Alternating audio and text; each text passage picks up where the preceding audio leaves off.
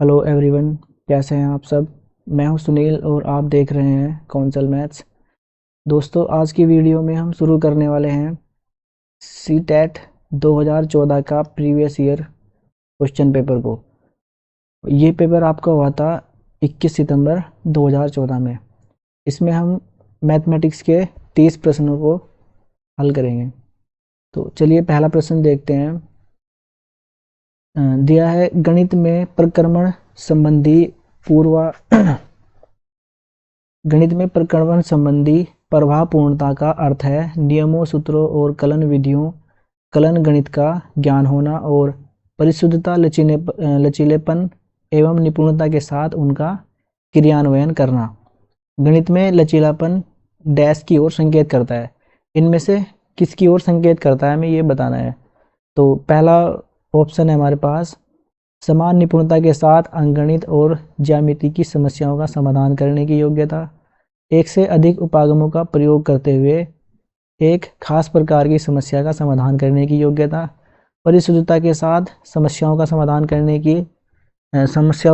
करने और सभी चरणों को लिखने की योग्यता, समान प्रकरण से विभिन्न प्रकार की समस्याओं का समाधान करने की योग्यता। तो इसमें से हमारा ऑप्शन नंबर बी करेक्ट हो जाएगा, क्योंकि इसमें दिया है एक से अधिक उपागमों का प्रयोग करते हुए एक खास प्रकार की समस्या का समाधान करने की योग्यता। ठीक है, जब बच्चे एक से अधिक उपागमों का प्रयोग करेंगे, ठीक है, तो उनमें क्या होगा, एक खास प्रकार की समस्या का समाधान करने की योग्यता उत्पन्न होगी। तो इसलिए हमारा बी ऑप्शन इसमें करेक्ट आंसर हो जाएगा। अगला प्रश्न है हमारे पास, कक्षा कक्ष में गणितीय भाषा में निपुणता को निम्नलिखित क्रम में समस्याओं को प्रदर्शित करने के लिए बढ़ाया जा सकता है। तो इसमें से बताना है हमें। ऑप्शन नंबर ए है हमारे पास, प्रतीकात्मक भाषा, गणितीय समस्या समाधान की भाषा, गणितीयकरण स्थिति भाषा, रोजमर्रा की भाषा। ऑप्शन बी है रोजमर्रा की भाषा, गणितीय स्थिति भाषा, प्रतीकात्मक भाषा। सी है गणितीय समस्या समाधान की भाषा, गणितीयकरण स्थिति भाषा, प्रतीकात्मक भाषा, रोजमर्रा की भाषा। लास्ट ऑप्शन है हमारे पास रोजमर्रा की भाषा, गणितीयकरण स्थिति भाषा, गणितीय समस्या समाधान की भाषा, प्रतीकात्मक भाषा। तो इसमें से हमारा ऑप्शन नंबर डी इसमें करेक्ट हो जाएगा। ठीक है, सबसे पहला आएगा हमारा रोजमर्रा की भाषा, उसके बाद गणितीयकरण स्थिति भाषा, गणितीय समस्या समाधान की भाषा, और फिर लास्ट में आएगा हमारा प्रतीकात्मक भाषा। ठीक है, तो ऑप्शन नंबर बी इसमें हमारा करेक्ट आंसर हो जाएगा। अगला प्रश्न है हमारे पास, प्राथमिक स्तर के बच्चे दी गई आकृतियों को उनकी दिखावट के आधार पर वर्गीकृत करने के योग्य हैं। वेन हीले के अनुसार वह ज्यामिति के किस स्तर पर हैं। तो इसमें से हमें बताना है कि वे किस स्तर पर हैं। देखो, विश्लेषणात्मक स्तर पर हैं, अनौपचारिक निगमन स्तर पर हैं, औपचारिक निगमन स्तर पर हैं, या मानसिक चित्रण स्तर पर हैं। तो इसमें दे रखा है हमारे पास प्राथमिक स्तर के बच्चे क्या कर रहे हैं, दी गई आकृतियों को उनकी दिखावट के आधार पर वर्गीकृत कर पा रहे हैं। ठीक है, तो इसका मतलब क्या है कि उनके मानसिकता में वो चित्रित हो गए हैं, मतलब आकृतियों को वो पहचान सकते हैं। तो इसलिए क्या है, ये मानसिक चित्रण स्तर पर होगा। ठीक है, ऑप्शन नंबर डी इसमें हमारा करेक्ट आंसर हो जाएगा। ठीक है, जैसे बच्चों को बोलेंगे कि भाई लाल डिब्बा चुनो, तो वो आराम से बता देगा, है ना, ये लाल डिब्बा है। ठीक है, तो चाहे वो किसी भी आकार का होगा तो वो आसानी से बता सकते हैं। ठीक है, तो ऑप्शन नंबर डी इसमें करेक्ट आंसर हो जाएगा हमारा। अगला प्रश्न है हमारे पास, कक्षा 3 में एक शिक्षक शिक्षार्थियों को 4562 और 728 का योग करने के लिए कहता है। ठीक है, टीचर ने दिया ये योग करने के लिए। ठीक है, तो योग करने के लिए कहता है, एक शिक्षार्थी प्रश्न के उत्तर में निम्न प्रकार से प्रतिक्रिया करता है। तो जोड़ने के लिए बोला है उनको कि भाई जोड़ो ये और ये। ठीक है, तो यह प्रतिक्रिया दर्शाती है। तो बच्चे ने किस तरह से जोड़ा, इस तरह से जोड़ दिया ना, ये जोड़ दिया 6 और 2 जोड़ दिया 8, ये यहाँ पे ये 42 इधर लिख दिया और 7 5 और ये 11 कर दिया बस। तो यह प्रतिक्रिया क्या दर्शा रही है कि बच्चे में किस चीज़ की कमी है? स्थानीय मान की अवधारणा, पुनः समूहीकरण के द्वारा योग के कौशल की कमी है, या फिर योग के सही क्रम की अवधारणा, योग के कौशल की अवधारणा। तो पेडागोजी का क्वेश्चन है ये, ठीक है। इसमें क्या आएगा हमारा करेक्ट आंसर? ऑप्शन नंबर ए। बच्चे को स्थानीय मान का नहीं पता है, ठीक है, कि इकाई को इकाई में जोड़ना होता है, दहाई को दहाई में, है ना। तो ये नहीं पता है उसको स्थानीय मान, इकाई, दहाई, सैकड़ा। तो इस चीज़ की कमी है, इस तरह, इसलिए इसी वजह से बच्चे ने इस तरह से जोड़ा है इसमें, ठीक है। तो इसमें ऑप्शन नंबर ए हमारा करेक्ट आंसर हो जाएगा, स्थानीय मान की अवधारणा। अगला प्रश्न है हमारे पास, हस्तप्रख, प्रतिमान, स्थिर चित्र, लिखित प्रतीक, मौखिक और लिखित भाषा, वास्तविक संसार की स्थितियाँ अथवा संदर्भ, है ना, इसमें से किसको दर्शाने के 5 तरीके हैं? तो ये बताना है हमें। ऑप्शन नंबर ए हमारे पास, ज्यामितीय प्रमाण, गणित की पाठ्यचर्या, गणितीय शब्द भंडार, गणितीय चिंतन एवं विचार। तो इसमें देखो करेक्ट आंसर आपका ऑप्शन नंबर डी हो जाएगा। इसमें क्या है? इसमें एक तो विचार भी आ रहा है, ठीक है, और गणितीय चिंतन आ रहा है, ठीक है, क्योंकि किस चीज़ के बारे में दे रखा है? मौखिक और लिखित भाषा, वास्तविक संसार की स्थितियाँ, संदर्भ को दर्शाने के 5 तरीके हैं, ठीक है। तो क्या होगा? गणितीय चिंतन और विचार इसका करेक्ट आंसर हो जाएगा।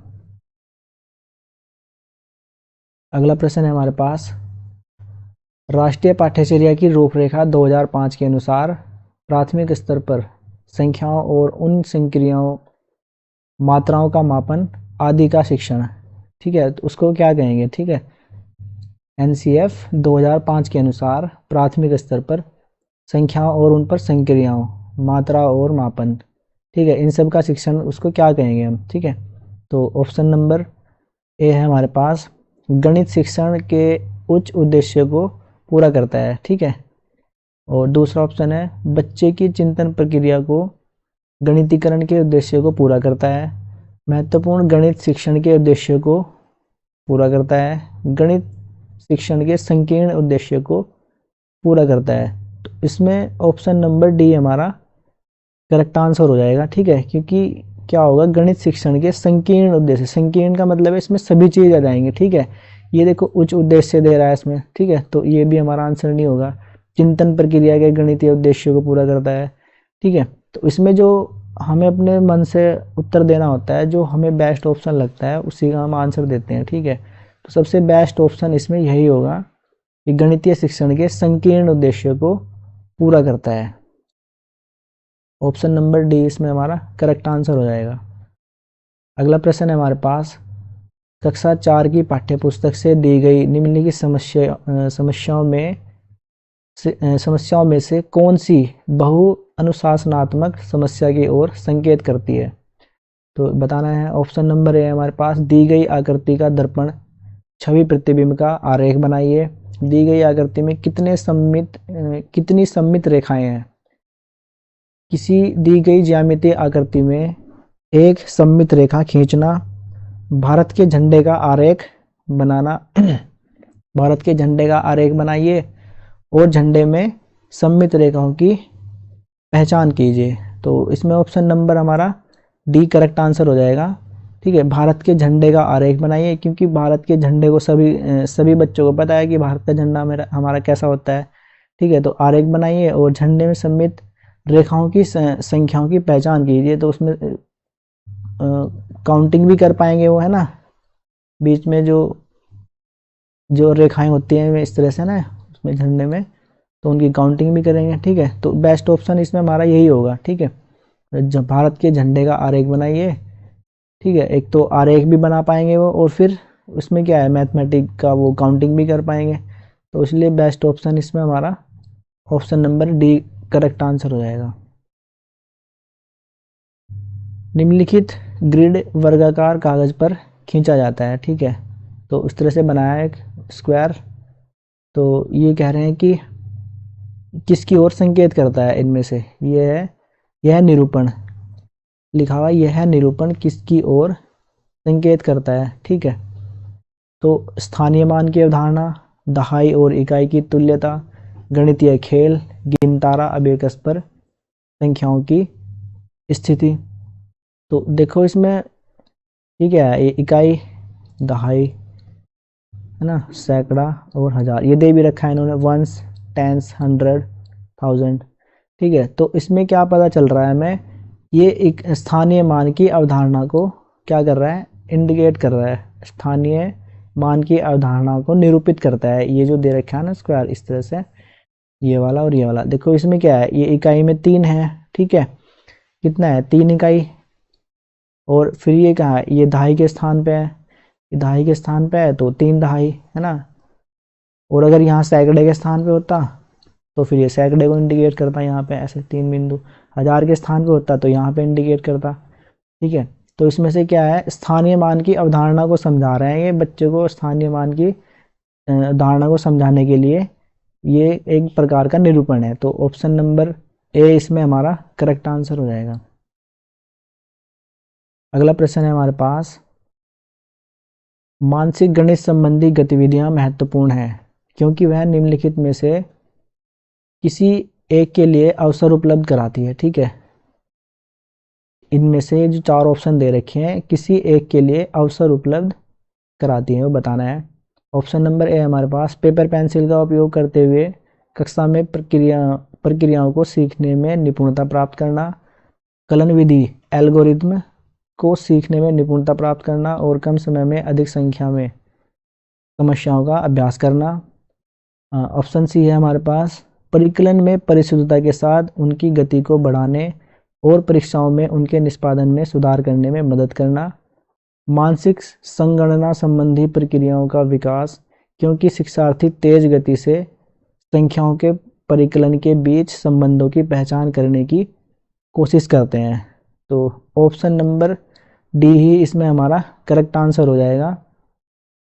ठीक है, इसमें क्या दिया हुआ है देखो, मानसिक संगणना संबंधी प्रक्रियाओं का विकास। ठीक है, क्या कर पाएंगे, अवसर उपलब्ध कराएंगे तो क्या होगा, मानसिक संबंधी प्रक्रियाओं का विकास होगा क्योंकि शिक्षार्थी तेज गति से संख्याओं का परिकलन और उनके बीच में जो संबंध है उनकी पहचान करने की कोशिश करते हैं। ठीक है, इस तरह की गतिविधियों से। ठीक है, मानसिक गणित संबंधी, इसमें ऑप्शन में भी दे रखा है हमारा, मानसिक गणित संबंधी गतिविधियां महत्वपूर्ण है। क्यों महत्वपूर्ण है, ठीक है, देखो इसमें ही हमारा ऑप्शन नंबर डी में ही दे रखा है, केवल मानसिक संगणना, इसमें भी नहीं है ना, मानसिक वर्ड इसमें भी नहीं दिया हुआ, तो इसमें भी नहीं दिया हुआ। ऑप्शन नंबर डी इसलिए हमारा करेक्ट आंसर हो जाएगा। ठीक है,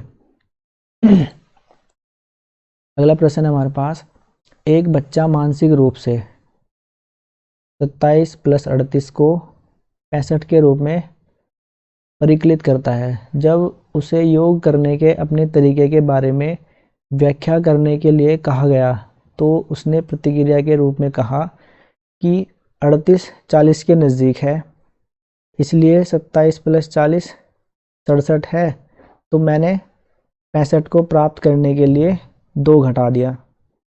योग की यह युक्ति है, तो ये बताना है हमें। ठीक है, तो पुनर्समूहीकरण, प्रतिकारी या समवृद्धिकारक या फिर प्रत्यक्ष प्रतिरूपण।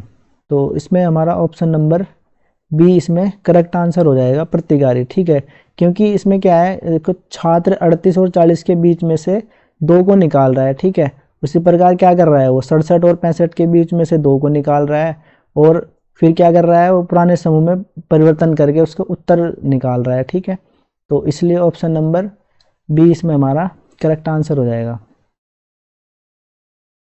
अगला प्रश्न है हमारे पास, जियो बोर्ड किसके शिक्षण का एक प्रभावी साधन है। ठीक है, तो ऑप्शन नंबर ए है हमारे पास, ज्यामितीय आकृतियां और उनकी विशेषताएं। तो जियो बोर्ड से हम बच्चों को ज़्यादातर क्या सिखा सकते हैं, ज्यामितीय आकृतियां, इसी के लिए इसका मेन यूज होता है। ठीक है, तो ऑप्शन नंबर ए ही इसमें हमारा करेक्ट आंसर हो जाएगा। आकृतियां और उनकी विशेषताओं को समझाने के लिए ही हम जियो बोर्ड का प्रयोग करते हैं। ठीक है, द्विविम और त्रिविम आकृतियों में अंतर करना, सममिति की अवधारणाएं, आधारभूत ज्यामितीय अवधारणाओं जैसे किरणें, रेखाएं और कोण। ठीक है, तो ऑप्शन नंबर ए ही इसमें हमारा बेस्ट आंसर होगा। ज्यामितीय आकृतियां और उनकी विशेषताओं को समझाने के लिए हम क्या करते हैं, जियो बोर्ड का उपयोग करते हैं। ऑप्शन नंबर ए इसमें हमारा करेक्ट आंसर हो जाएगा। अगला प्रश्न है हमारे पास, प्राथमिक कक्षा का एक बच्चा संख्या चिन्हों, सिक्कों एवं घड़ी की सुइयों में अंतर स्थापित नहीं कर पाता। यह तथ्य इंगित करता है कि इस बच्चे को निम्नलिखित में से किस परिप्रेक्ष्य में समस्या है। तो पहला ऑप्शन है हमारे पास प्रक्रिया स्मृति, दृश्य प्रक्रमण, भाषा प्रक्रमण, श्रव्य स्मृति। तो इसमें से बेस्ट ऑप्शन हो जाएगा हमारा दृश्य प्रक्रमण। क्योंकि देखो प्राथमिक कक्षा का एक बच्चा है, इसमें क्या दिया हुआ, संक्रिया चिन्हों, सिक्कों एवं घड़ी की सुइयों में अंतर स्थापित नहीं कर पा रहा है वो, ठीक है। तो ये किसकी ओर इंगित कर रहा है हमारे, ये दृश्य यानी कि देखने की ओर ही तो इंगित कर रहा है वो, ठीक है। कि वो संबंध स्थापित नहीं कर पा रहा है कि भाई सिक्का ये भी गोल होता है हमारा, है ना, घड़ी भी गोल होती है। तो ये किसने से, देखने से रिलेटेड है ना, देख के ही तो वो अंतर नहीं कर पा रहा ना, तो ये दृश्य प्रक्रमण है।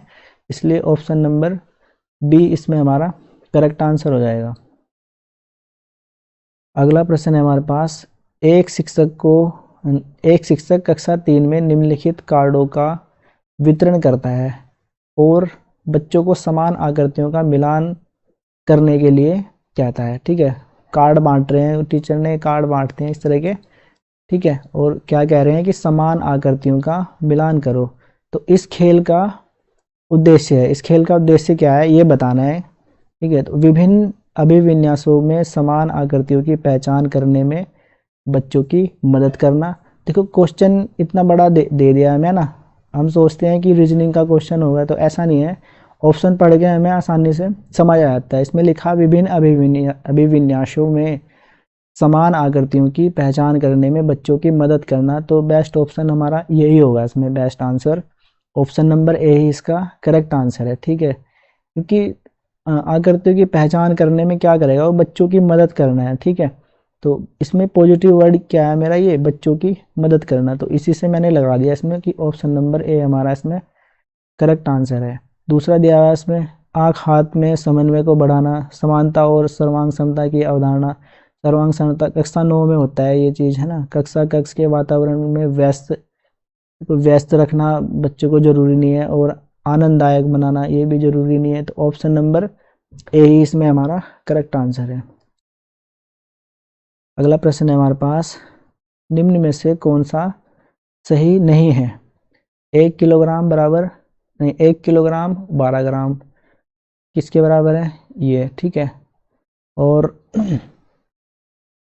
अगला है हमारा 10 मीटर 10 सेंटीमीटर, और सी है हमारा 23/100 किसके बराबर है, ये।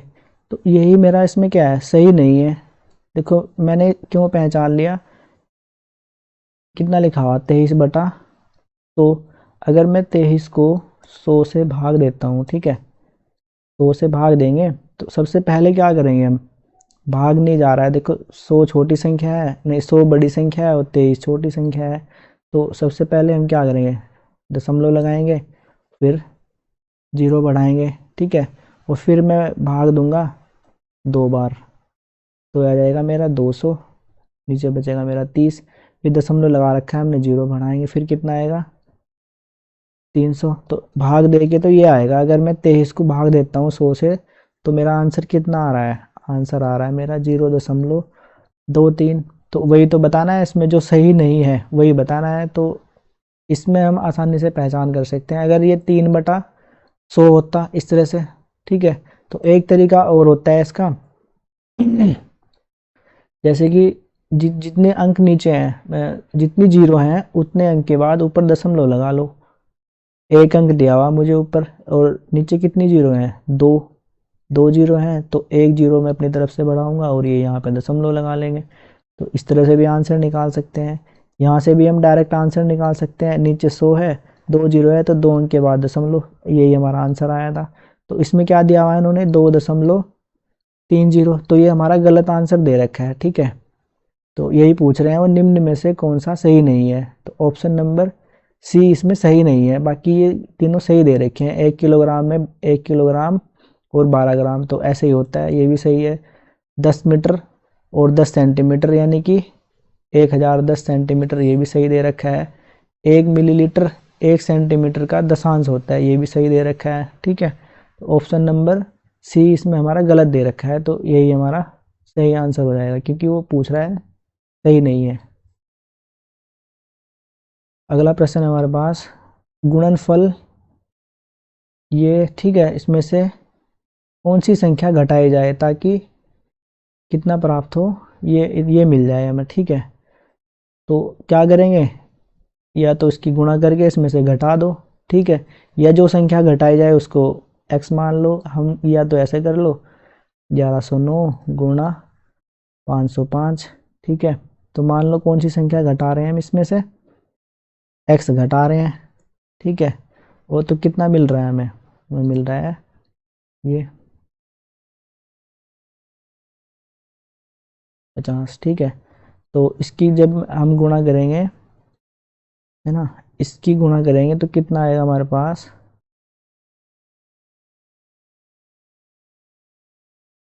ये आएगा हमारे पास 56,045, है ना। 1109 और 505 की गुणा कितनी आएगी, इसकी गुणा करेंगे तो ये आएगा हमारे पास, और माइनस x और बराबर कितना 50,000,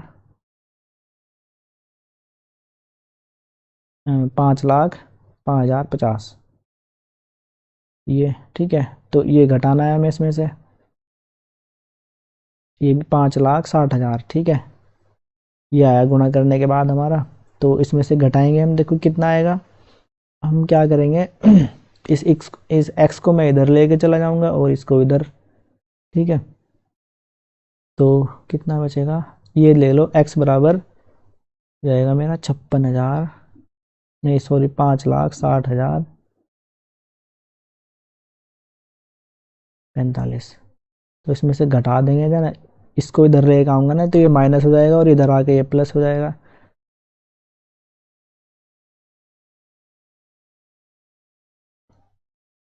ये इस तरह से, तो जब घटाएंगे हम तो कितना मिलेगा हमें, घटा दो 5, 9, 9, 4 और 5, तो 54,995, 54,995 ऑप्शन नंबर बी इसमें हमारा करेक्ट आंसर हो जाएगा। अगला प्रश्न है हमारे पास 210 के धनात्मक गुणनखंडों का योगफल। तो 210 के क्या करने हैं हमें, गुणनखंड करने हैं, और धनात्मक गुणनखंडों, धनात्मक तो आएंगे ही क्योंकि ये पॉजिटिव है, तो उनका क्या करना है, योगफल निकालना है। ठीक है, तो देख लेंगे 210 के धनात्मक गुणनखंडों का योगफल, तो वो लिखेंगे 210 के धनात्मक गुणनखंड कितने होंगे,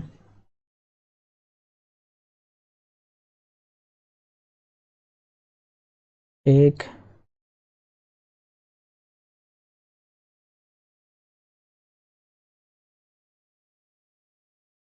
ये हो जाएगा हमारा 1, 2 plus 3 plus 5 plus 6 plus 7 plus 10 plus 14 plus 15 plus 21 plus 30 और प्लस 35 प्लस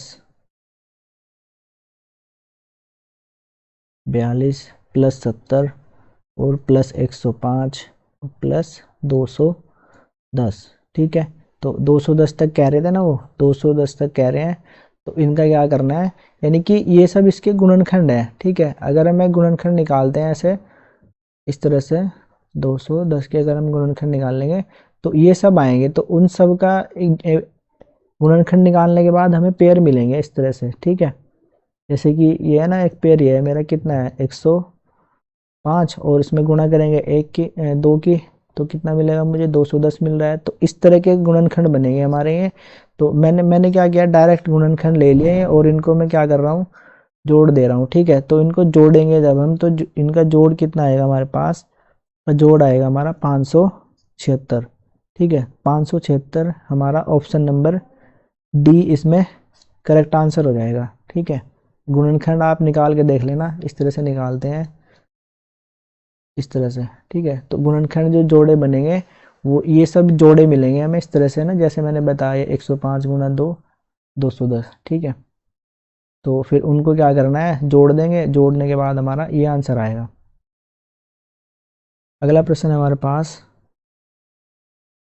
एक टंकी में 240 लीटर, ठीक है, और 128 मिलीलीटर दूध है, जिसको 16 जारों जो एक ही साइज के हैं। ठीक है, 16 जारों में ये जो एक ही साइज के हैं उनमें क्या करना है, पूर्णतः भरा जा सकता है। ऐसे 22 जारों में कितना दूध होगा, तो ये बताना है हमें। ठीक है, तो देख लेंगे इसमें सबसे पहले एक जार का निकाल लेंगे हम, है ना। एक जार में दूध कितना होगा, 240 है ना, ये 240 लीटर। ठीक है, 240 लीटर और कितना, 128 मिलीलीटर। ठीक है, तो इतना है, ये एक जार में यानी कि एक टंकी में इतना भरा जा रहा है। ठीक है, तो क्या करेंगे, इसको 16 जारों में भरा जा रहा है, कितने दूध को, इतना इतना दूध कितने में भरे जा रहा है, 16 में भरे जा रहा है। तो एक जार में निकालने के लिए हम क्या करेंगे, इसको 16 से भाग दे देंगे। ठीक है, तो अब ये कह रहे हैं कि 22 में बताओ कितना भरा जाएगा, तो 22 में देखेंगे तो ये करेंगे हम 240 और 240 लीटर और 128 मिली लीटर। ठीक है, और बटा 16, तो क्या करेंगे, एक में कितना है, एक में इतना भरा जा रहा, तो 22 में कितना भरा जाएगा, इसकी गुणा कर देंगे 22 की इसमें। ठीक है, तो अब देखो इसको क्या करना है हमें, 240, ठीक है, ये दिया हुआ ना 240, इसको लिखेंगे 240 128। ठीक है, तो इतना लिख लेंगे, इसमें क्या हो जाएगा, ये इतना हो जाएगा, ये ml में कन्वर्ट कर लेंगे इसको, टोटल इतने ml हो जाएगा ये। ठीक है, कितने, 240 इकाई ढाई सैकड़ा हजार 2,40,128 ml दूध हो जाएगा हमारा। ठीक है, और किस में भरना है, यो 22 बोतलों में। ठीक है, और बटा कितना था नीचे, 16। ठीक है, तो इसको जब हम सोल्व करेंगे तो ये आएगा हमारा 300, ये 30 और 176, सोल्व करने के बाद ये आएगा हमारा। ठीक है, यानी कि 330 और 176 ml, मतलब 330 लीटर, 330 लीटर और बाद में कितना मिल रहा है, 176 ml। तो ये हमारा आंसर हो जाएगा इसमें। ठीक है, 330 176, ऑप्शन नंबर डी इसमें हमारा करेक्ट आंसर हो जाएगा। अगला प्रश्न है हमारे पास, 10 इकाई, है ना। ये प्रश्न पिछले वाले जो प्रीवियस ईयर करवाया हमने उसमें भी दे रखा था। तो 10 इकाई, 10 दहाई और 10,000 किसके बराबर है, ये बताना है हमें। तो 10 इकाई ऐसे ही करेंगे, है ना। 10 इकाई किसके बराबर है, 10 गुणा 1 बराबर 10, और 10 दहाई, 10 दहाई 10 गुणा 10 हो गए, है ना। और फिर 10,000, 10,000 यानी कि 10 गुणा 1000, तो ये जाएगा हमारा 10,000। तो इसमें जोड़ देंगे, ये जोड़ेंगे ना, 10,000 और 100 और ये 10, तीनों को जोड़ देंगे, किसके बराबर है इनमें से बताना है। तो ये 0 1 1 0 1 10 110, 10 110, ऑप्शन नंबर बी इसमें हमारा करेक्ट आंसर हो जाएगा। ठीक है, तो अगला प्रश्न देखते हैं। गोरंग ने गोरंग ने सोमवार को कितना दिया हुआ, 4 से ही 1/2 घंटे, मंगलवार को 190 मिनट, बुधवार को 5:20 AM से इतने AM तक, शुक्रवार को, ठीक है, 240 मिनट काम किया। उसे 1 घंटा काम करने में, 1 घंटा काम करने के कितने मिलते हैं, 42 रुपये मिलते हैं। उसने सोमवार से लेकर शुक्रवार तक कुल कितना कमाया, ठीक है, तो ये बताना है हमें। ठीक है, तो इसमें क्या करेंगे, सबसे पहले निकाल लेंगे इसमें, ठीक है, कितना, 4 से ही 1/2 घंटे, इसकी कुल निकाल लेंगे कि कुल कितना कमाया उसने, ठीक है, कुल कमाई, कुल कमाई निकाल लेंगे। तो कितने मिलते हैं, पहले तो उसको ये देख लो कितने घंटे काम कर रहा है वो, और 42 रुपये मिलते हैं उसको। तो यानी कि 189 रुपये है ना। ये करेंगे ना, 4 दूनी 8 और 1 9/2 गुना 42, ठीक है, 4 दूनी 8 और 1 9/2 गुना 142, तो आ जाएगा हमारा 189, ठीक है। तो मंगलवार को कुल कमाई कितनी है इसकी, मंगलवार की निकाल लेंगे। मंगलवार की कितनी है, 190/60, 190 मिनट कमाया ना इसने मंगलवार को, 190 मिनट काम करा, ठीक है। 190 मिनट को हम घंटे में कन्वर्ट करेंगे तो 60 से भाग दे दूंगा मैं, ठीक है। इतने ये हमारे क्या हो जाएंगे, घंटे, क्योंकि ये मिनट दे रखी है और ये घंटे दे रखे हैं। तो टोटल काम हमको किस में करना है, घंटों में कन्वर्ट करके करना है। तो 190 मिनट को जब घंटों में बदलूंगा मैं, तो क्या करेंगे, 60 से भाग दे देंगे, तो ये हमारा घंटे में आ जाएगा, और 42 रुपये मिल रहे हैं उसको, ठीक है। तो इसको करेंगे तो 0 से 0 और ये 7, ठीक है, और गुणा करेंगे तो,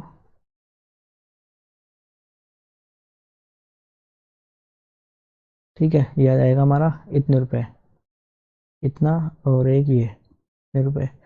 फिर क्या करें, बुधवार को अब क्या करेंगे, बुधवार को उसने कितने घंटे, 5 से लेके कितने बजे तक उसने काम किया, तो बुधवार को निकाल लेंगे, यानी कि 5:20 से 9:20 तक, तो नहीं 9:10 तक। तो 5 से 9 के बीच में जो घंटे होंगे वो कितने होंगे, ये निकाल लेंगे, है ना।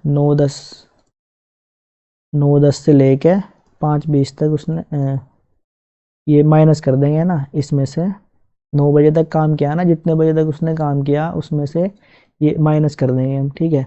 तो ये माइनस करेंगे तो ये हमारे घंटे निकल जाएंगे कितने, 3.5 घंटे 50 मिनट, ये, और इतने आवर आ जाएंगे, और गुणा करेंगे इसमें कितना, इसमें भी 42 से गुणा कर देंगे, क्योंकि कितना है इसका भी है। तो सोमवार से लेकर कुल, तो ये टोटल पूछ रहा है ना, ये अलग अलग निकाल लिया हमने, पहला ये निकाल लिया अलग से, है ना, 4.5 घंटे का निकाला हमने 189 रुपये, और फिर 190 मिनट के निकाल लिया हमने ये 133 रुपये, और फिर 3.5 घंटे के अब निकाल लेंगे हम, तो नहीं, 3 घंटे 50 मिनट का,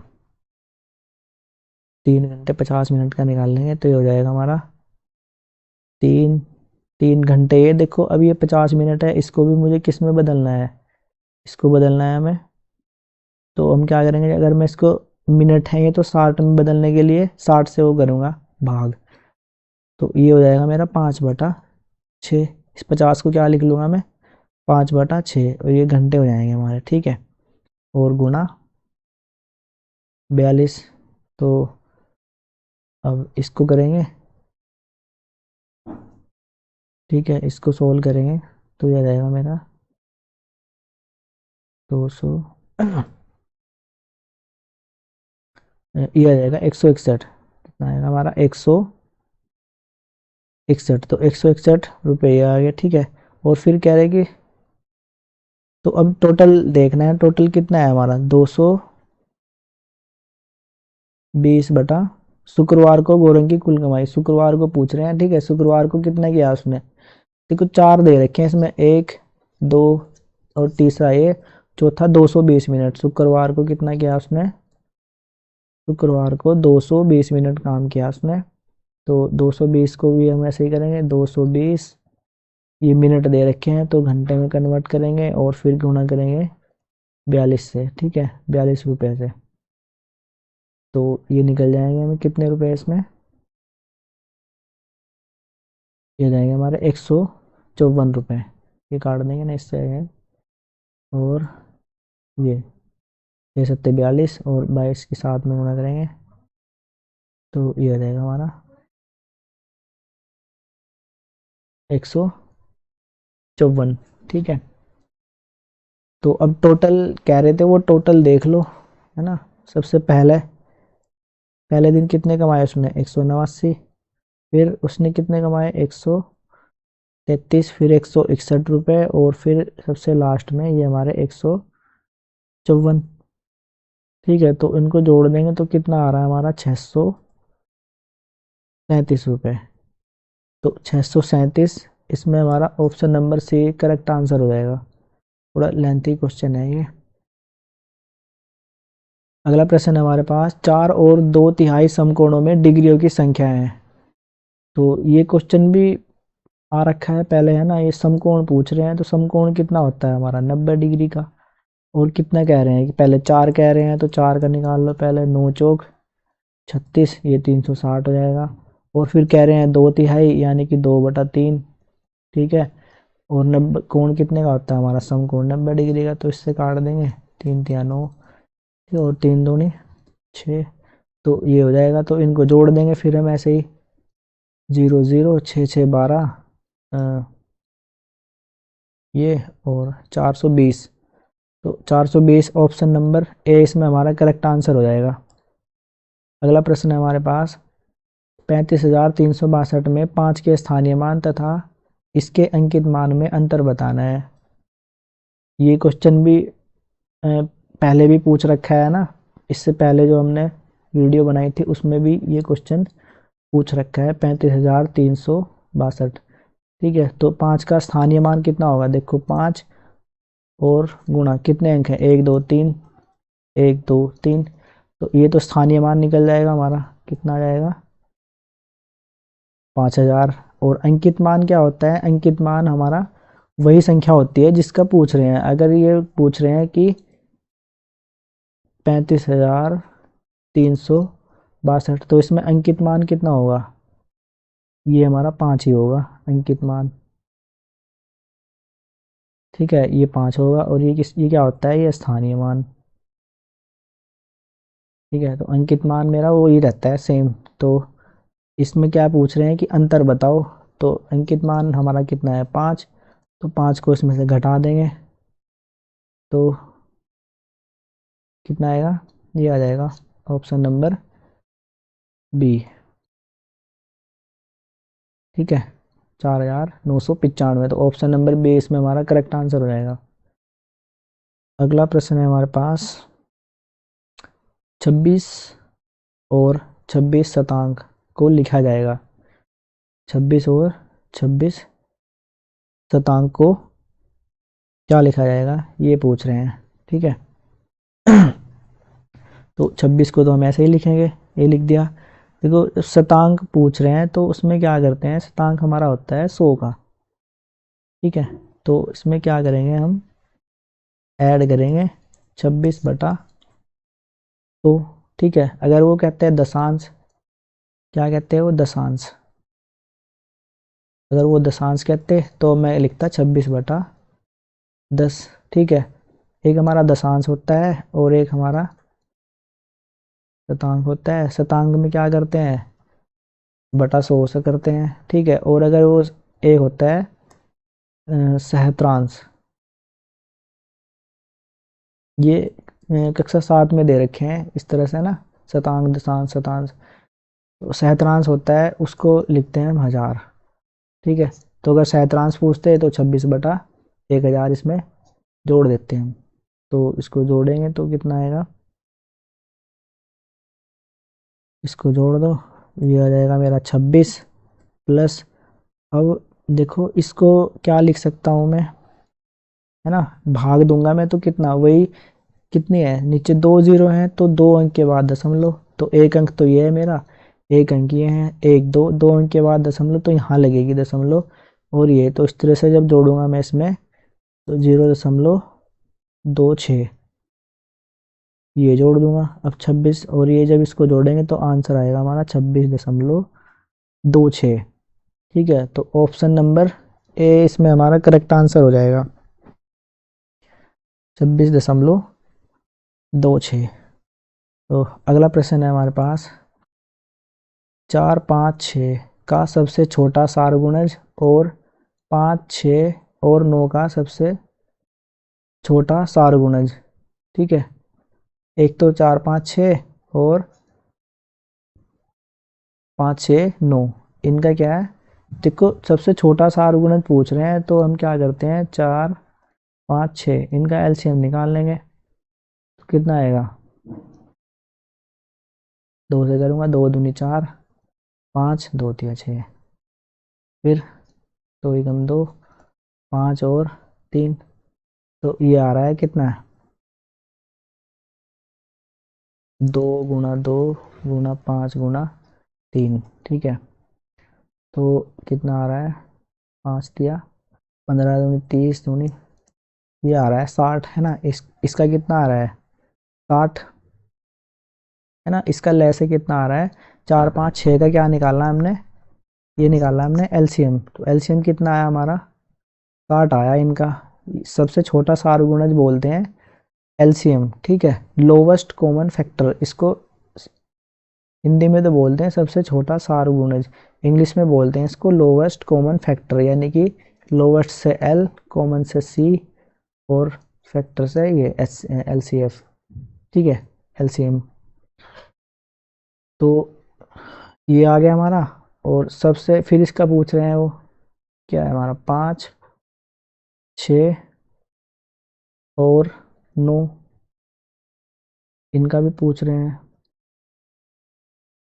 अब इनका देखो कितना आएगा, तो 2 से करेंगे पहले, तो 5, 2 तिया 6 और 9, ये आएगा हमारा, फिर 5 से, 5 एकम 5, 3 और 9, फिर 3 से, 3 एकम 3, 3 तिया 9, तो ये आएगा 5 दूनी 10 और 3 तिया 9, ये आएगा हमारा 90। ठीक है, इसका एलसीएम कितना आएगा, 5, 6 और 9 का 90, तो इनका अंतर पूछ रहे हैं वो। ठीक है, अंतर नहीं, एलसीएम दोबारा देखते हैं, ये 90 नहीं आएगा, कितना है, 5, 6 और 9, 3 से करेंगे, 5, 3 दूनी 6, 3 तिया 9,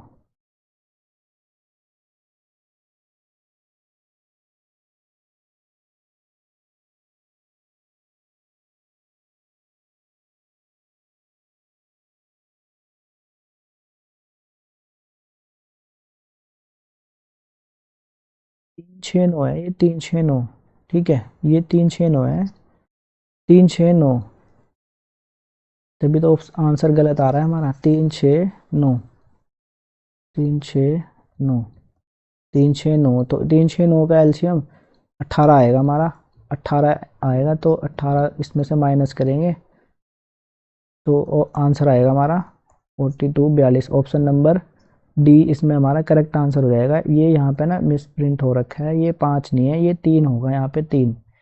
ठीक है, ये 5 हमारा नहीं है यहाँ पे, 3, 6 और 9 का सबसे छोटा सारगुणज जो होगा वो हमारा कितना होगा, 18, तो ये हमारा 60 आया, और फिर 18 इसमें से माइनस करेंगे तो ऑप्शन नंबर डी इसमें हमारा करेक्ट आंसर हो जाएगा।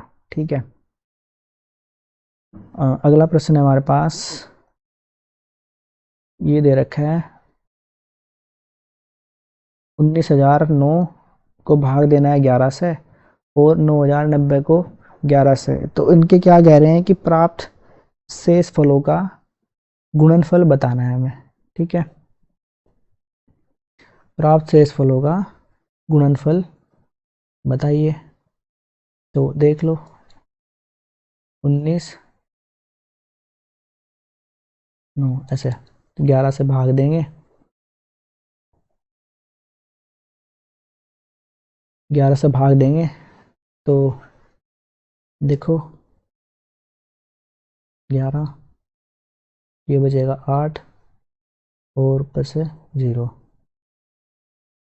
77 और फिर बचेगा 3, फिर 0, फिर 22, फिर 8, फिर 9, फिर 11 8 में 88। तो एक शेष बच रहा है हमारा, कितना बच रहा है इसमें, इसका कितना आया हमारा, ये एक शेष बच रहा है, कितना, एक शेष पहले का, इस वाले का एक शेष बच रहा है। ऐसे ही इसका कर लेंगे, 90, 90, इसमें देखो 11 से भाग देंगे, 88, तो कितना बचेगा, ये 2, फिर 9, 11 दूनी 22, 7 और 0,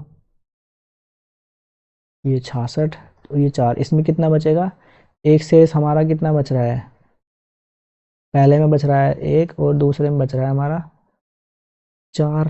ठीक है, तो गुणनफल पूछ रहे हैं वो कि जो शेषफल आ रहे हैं, यानी कि इन दोनों की गुणा बताओ, तो 1 आ रहा है हमारा और गुणा 4 आ रहा है। ठीक है, ये 4 आ रहा है यहाँ से शेषफल और इसका शेषफल आ रहा है 1, तो जब इनकी गुणा करेंगे 4 एकम 4, ये कितना हो जाएगा, 4 एकम 4, तो 4 हमारा आंसर आ जाएगा, ऑप्शन नंबर डी इसमें हमारा करेक्ट आंसर हो जाएगा। अगला प्रश्न है हमारे पास, 4 अंकों की सबसे बड़ी और 3 अंकों वाली सबसे छोटी संख्या का योगफल। देखो 4 अंकों की सबसे बड़ी संख्या होती है, सबसे बड़ी 4 अंकों की सबसे बड़ी संख्या होती है ये 9999। ठीक है, 4 अंक हैं इसमें और सबसे बड़ी यही है 4 अंकों की। फिर 3 अंकों की सबसे छोटी कह रहे हैं, 3 अंकों की सबसे छोटी, तो 3 अंकों की सबसे छोटी संख्या क्या है हमारे पास, 100, क्योंकि इसमें 3 अंक हैं। और अगर मैं इससे जब बड़ी लूँगा तो 101 हमारी क्या हो जाएगी, बड़ी। इससे कम कितनी है, 100 से कम हमारी 99 होती है, लेकिन वो इसमें कितने अंक है, 2, तो 3 अंकों की सबसे छोटी हमारी 100 हो जाएगी। इनका योगफल पूछ रहे हैं वो, तो जोड़ दो इनको उठा के, 9 9 है ना, ये जोड़ेंगे ना, 9 9 10। ठीक है, ये तो इसमें क्या आएगा, ऑप्शन नंबर बी इसमें हमारा करेक्ट आंसर हो जाएगा 55 का। अगला प्रश्न है हमारे पास, पानी की एक टंकी 11 मीटर लंबी, 10 मीटर चौड़ी और 9 मीटर ऊंची है। इसमें 6 मीटर की ऊंचाई तक पानी भरा गया है। टंकी का कितना भाग खाली है, ये बताना है हमें। ठीक है, यानी कि टैंक का कुल आयतन निकाल लेंगे। पहले हम क्या करेंगे, आयतन निकाल लेंगे, टैंक का आयतन। तो आयतन का फॉर्मूला हमारा वही होता है, 11 लंबाई गुणा चौड़ाई गुणा ऊंचाई। ठीक है, इसमें देखो टंकी, ये ऐसा नहीं होता कि टंकी हमारी गोल ही होती है ना, टंकी ऐसी भी हो सकती है। और पानी जितना भर रखा उन्होंने इसमें, कितनी है, 11 मीटर लंबी है वो, और 10 मीटर क्या है, चौड़ी है वो। ठीक है, और फिर इस तरह से है ना, और इतनी भर रखी है, वो बता रहे हैं कि इतनी, यानी कि हाइट उन्होंने कितनी दे रखी है उसकी, 6 मीटर, 6 मीटर तक भरी हुई है वो। तो इसका आयतन निकाल लेंगे, यानी कि लंबाई गुणा चौड़ाई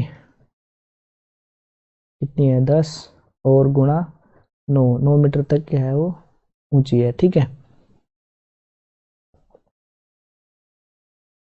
11 मीटर लंबी चौड़ी, और ये नहीं, 11 11 10 9 मीटर ऊंची है टोटल वो ना।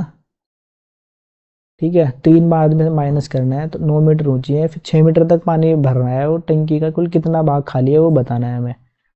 ठीक है, तो पहले इसका निकाल लेंगे हम, और फिर खाली टैंक की ऊंचाई निकालेंगे। खाली कितना है वो, 9 9, ऊंचाई कितनी है टोटल उसकी, 9, और 6 मीटर तक भरा है, तो 9 माइनस 6, ये हो जाएगा हमारा 3 मीटर। यानी कि खाली टैंक का आयतन कितना होगा। अब इसकी जगह खाली का पूछ रहे हैं ना, वो खाली का पूछ रहे हैं, तो हम क्या करेंगे, 11 गुणा 10, इस 9 की जगह हम कितना लेंगे, गुणा 3।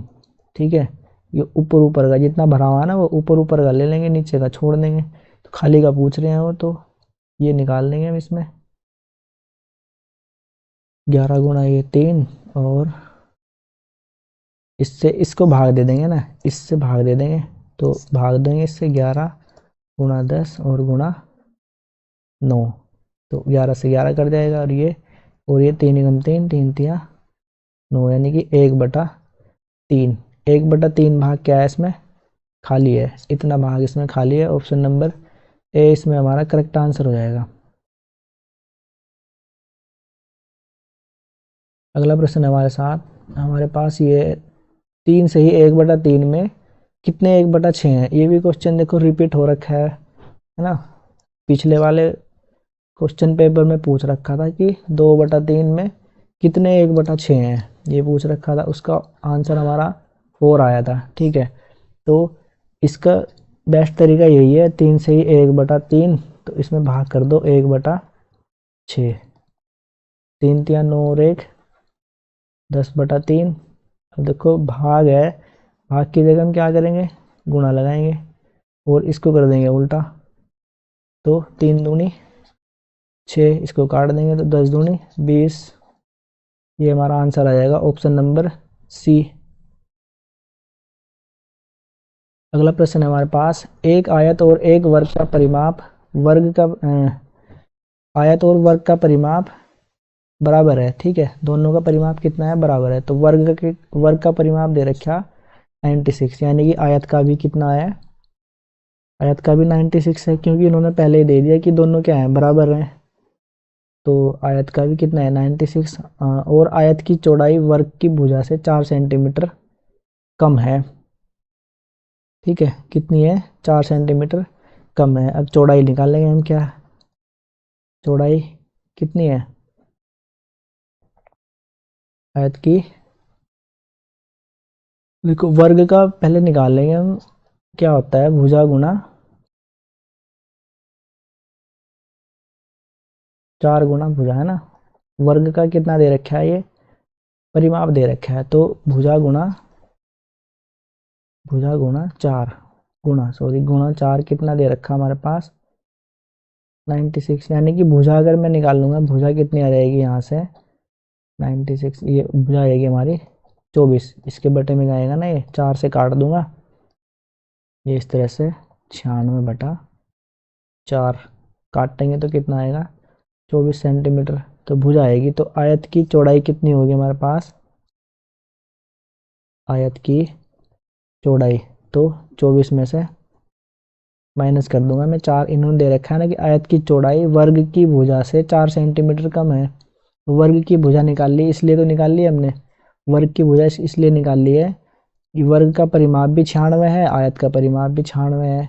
तो वर्ग का जो एरिया होता है वो कितना होता है, भुजा गुणा 4। ठीक है, वर्ग का परिमाप का फॉर्मूला होता है भुजा गुणा 4। तो यहाँ से हमारी क्या आई, ये वर्ग की भुजा आई। ठीक है, वर्ग की भुजा, तो वर्ग की भुजा कितनी आई 24, और ये कह रहे हैं कि आयत की चौड़ाई वर्ग की भुजा से 4 सेंटीमीटर कम है, तो वर्ग की भुजा आई 24, तो इसमें से घटाएंगे तो ये 20 आ जाएगी हमारे पास आयत की चौड़ाई। ये आयत की चौड़ाई कितनी आएगी हमारे पास 20। तो अब ये कह रहे हैं कि तब आयत का क्षेत्रफल का दुगना किसके बराबर है, आयत का क्षेत्रफल का दुगना। तो निकालेंगे अब,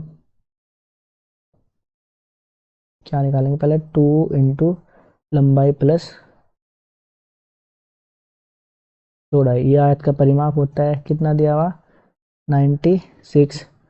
2 इंटू लंबाई हमें क्या करना है, निकालनी है, तो लंबाई को ऐसे ही लिख लेंगे। चौड़ाई कितनी थी हमारी 20 आई है, और बराबर 96, तो ये हो जाएगा हमारा लंबाई प्लस 20 बराबर 96/2। इसको करेंगे हम 96/2, 2 से काट देंगे, इसको 2 से काट दूंगा, 2 चौक 8, 2 अट्ठे 16।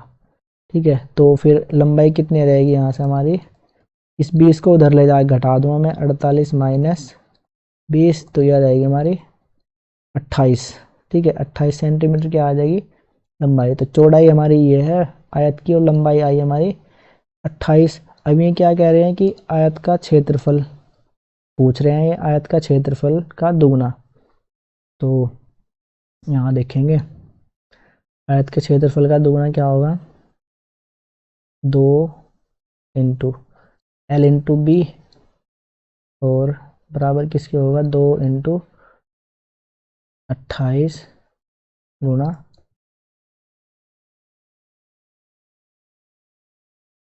28 गुना 20। ठीक है, तो ये निकाल लेंगे,